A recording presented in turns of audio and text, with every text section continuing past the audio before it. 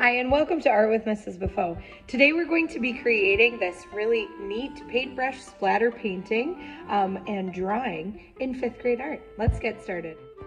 We're talking about chance art today in observation of our splattering. Chance art, something that happens unpredictably without human intention or observable cause. So we're creating the intention of making these splatters, but there's no way for us to control where the splatters go. As we always do, we're going to put our name, date, and class on the back of the paper so we're able to identify the artist with their artwork.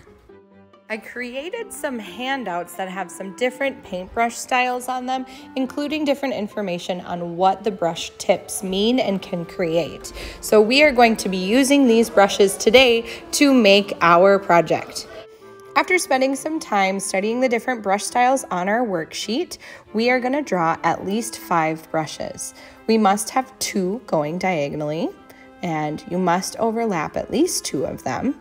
1 must have the bristles pointed down.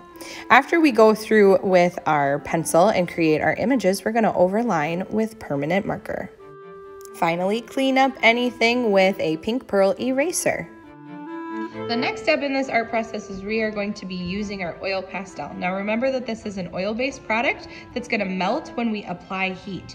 We are going to apply heat with friction, so we're just going to rub the side to create a shadow. It's important to remember to put the shadow on the same side of every single paintbrush. So if your light source is coming from this way, the shadow is going to be on this side. So I'm going to want to put the shadow on the right side of every object.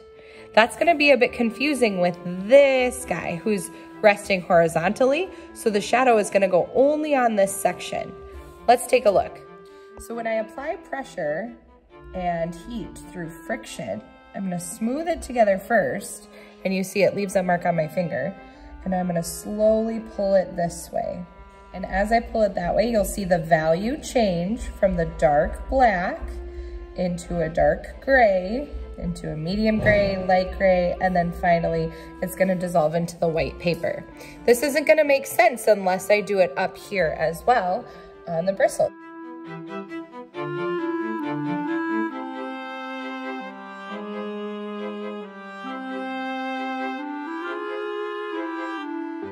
Using watercolor paints, you get to decide what color your paintbrush handles are going to be. Go ahead and paint those any way you'd like.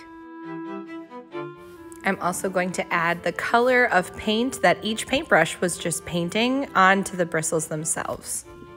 For the very exciting next part, we're going to add some splats to our amazing image here of those really cool paintbrushes. You can flick the bristles, which is where you hold it like this, and then you slowly run your fingers through it.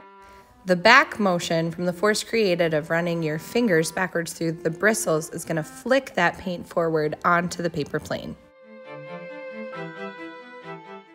Make sure to try and match your splatters to the color that's already on the image. So my lime green paintbrush is going to have lime green splats by it. I decided to add some metallic from these metallic Crayola markers that I received this year. Well, ladies and gents, to make it nice, I put a backing paper on it and I signed my name. This has been Art with Mrs. Beaufeaux. Thanks so much for watching, and I hope to see you soon.